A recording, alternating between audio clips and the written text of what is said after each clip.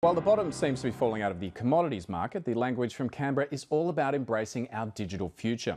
The Turnbull government's new Assistant Minister for Innovation, Wyatt Roy, is talking about digital brainstorming sessions, policy hackathons and kickstarting ideas by borrowing expertise from the private sector. Wyatt Roy is also keen to reverse the digital brain drain from Australia. Last week on this program, he named one such target. To give you an example, Sam Chandler, who runs a company called Nitro in Silicon Valley, which is a competitor to Adobe, a very large company. When you walk into his office in San Francisco, he's got AstroTurf laid out, he's got the MCG on the wall.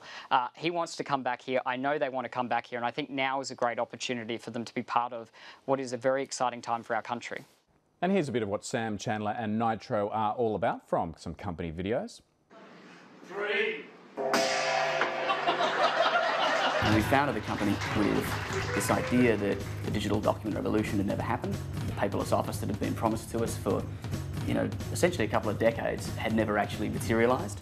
So we built the company with this grand dream, I guess you could say, of driving the digital document revolution.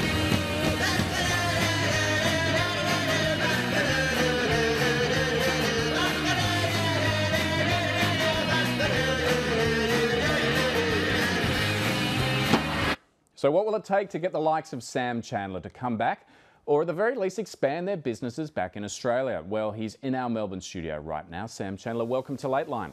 Thanks for having me, Steve. Now, as we saw just there on Lateline last week, Wyatt Roy cited you as one of the entrepreneurs working in Silicon Valley who wanted to return to Australia. Now, I understand that comment sparked a phone call from your mum to you. Did you have good news or bad news for her? I'm in big trouble. Yeah, I have bad news. Look, we're not coming back tomorrow. I'm not returning tomorrow. I'd love to come back. I've been away 8 years, but we moved to San Francisco for a reason, and we're still there for a reason. So bad news for your mother, but do the comments coming out of the new government, out of the new Assistant Minister for Innovation, make you want to scale up your business in Australia? And yeah, look, the comments from Wyatt came up based on a conversation that he and I had where I'd expressed to him that I would have loved it if we could expand in Australia at the same rate that we're expanding in San Francisco and also in our European location in Dublin. And unfortunately, the talent base in Australia is such, in terms of the concentration, the quality and the quantity, that we have not been able to expand in Australia at the same pace as we have in other offices. So I'd said to him, I'd love to be growing faster at home, and I really hope that, policy changes might see us, expanding here sooner rather than later. All right, now you launched Nitro in 2005, you took it to Silicon Valley in 2009. Why did you set up head office in the US? What was missing in Australia at that time? There were probably two key gaps, both of which still exist today. There was a talent gap and there was a funding gap or a capital markets gap. We unfortunately in this country have a very underdeveloped venture capital market, and so if you compare the Aussie market to, say, the US venture capital market, last year there was about $120 million raised in VC in Australia. Compare that to $30 billion in VC raised in the US. The difference is massive, 250 times, in fact. And when we were looking for the kinds of talent that we were seeking in Melbourne back in 2007, 2008, as we were starting to scale, we weren't finding it. And we were finding it in the San Francisco Bay Area. All right, capital and consumers, I mean, are they ever going to change? Are the very big markets in the US? We can't compete with that, can we? Look, we can compete better than we're competing today. When you think about that differential, 250 times the amount of VC raised in the US last year, we're only about a 15th of the size of the US. So even on a per capita basis, we're not doing well. All right, is the gap narrowing because you left in early 2009? Have things changed in that 6 years? They have. Look, in some respects, but unfortunately not in others. There's an ecosystem here in Australia now for startups that is actually very impressive. The accelerator programs, incubator programs, the number of angel investors in the country, meetups, all these things that did not exist when we left, they're now a vibrant part of our ecosystem today. So we actually have a wonderful, I think, environment in Australia for launching new startups today.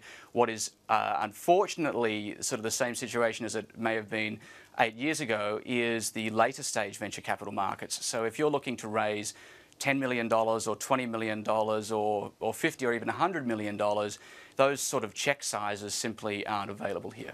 Let's talk more about what you're saying about the lack of talent in Australia, because I would have thought in Silicon Valley there would have been, in a sense, an undersupply because you've got so many companies there and they would be taking up all the good talent. I would have thought in a country like Australia there'd be a surplus of talent.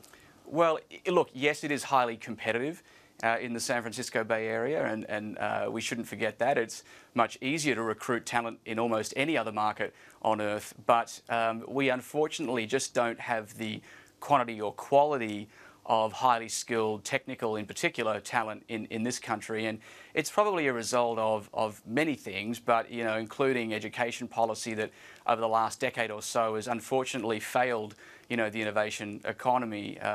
One study suggests that the ICT enrolment numbers in Australian universities have declined 55% in the last 10 years. That's the complete opposite of what should have happened. So this is a problem that's been some years in the making. It's not going to be fixed overnight, but it's something we have to change if we want to transition to a knowledge economy. Let's talk then about Ireland, because that's a culture and a country that you've identified as having a large talent pool, so much so that you're growing your business there. What's different about Ireland to Australia? What are they getting right with expanding their talent base for this sector? Well, look, I think if you look at the San Francisco Bay Area, that is a very special place that has come about not so much through policy, but through a confluence of things, whether it's academic institutions or venture capitalists or big companies or small companies. It's a real ecosystem.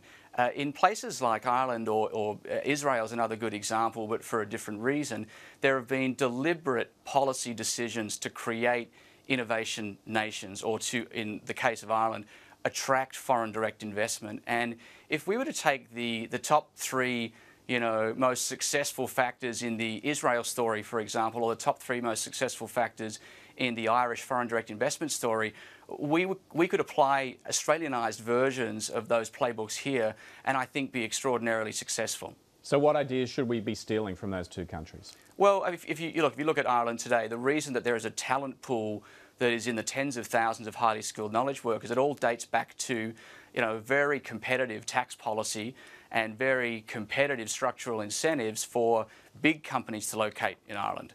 So it started with the DECs and the Microsofts and the Intels, the very big companies. Then it started with the mid-sized companies, and now it's the Nitros and the Dropboxes and the LinkedIns and so on, who are all locating in Ireland because the talent there is so suitable for the kinds of roles that we're typically hiring for. Is it just tax in Ireland? I mean, there's a number of different factors, isn't there? For example, their tertiary education is very competitive as far as price. It's much cheaper than the UK. And we saw in Ireland when they had their recession that property prices plummeted. It meant rent was very affordable. It attracted young people and the kind of people that you're talking about. Yeah, look, I think Ireland is a unique example in that it's part of the EU, so you have 500 million EU passport holders who are essentially candidates. If you're looking to hire people, they can relocate to Ireland at a moment's notice. And quite clearly there are some proximity advantages for Ireland relative to continental Europe. It's a great place from which to access the entire European market. But that aside, I think the deliberate decision by Irish government many decades ago to focus on innovation, focus on technology, will turn out with hindsight to be one of the best decisions economically for that country in the history of the country. Okay, we've seen that country become a hub for Google, Facebook, Microsoft, Twitter in Europe. Can Australia play a similar role as a hub for Asia Pacific? I think we can. I think we have high quality, educational institutions. We have enough critical mass, as an economy, we're considerably larger, the domestic economy than Ireland is, of course. We have this unique place in Asia Pacific, and I think we can leverage that. We have a lifestyle that's the envy of the rest of the world. It's one of the best places to live anywhere, and by a huge margin. And I think talent that can and will work anywhere in the world wants to come here for a combination of those things. So we do have a unique opportunity in front of us, and I do feel confident with the new administration that we're going to seize it. Sam, just briefly, the Assistant Minister for Innovation, Wyatt Roy, wants to unlock super funds to invest in startups. What do you think of that idea? Yeah, I completely agree. We have $2 trillion sitting in super funds. It's more than our GDP. You know, the original superannuation scheme was created for the good of the nation. It was designed to provide for people in retirement so the state didn't have to cover them. And to give them a good return. They may not want their nest eggs, you know, risked and gambled on. Well, look, the sheer scale, you know, of the superannuation assets under management means that you can allocate a very, very tiny fraction of that, you know, to high technology or high growth investments, and it would be a wonderful job creating strategy for the long term. Sam, good to have you on the show. Hope we see you scaling up in Australia soon. Thanks very much, Steve.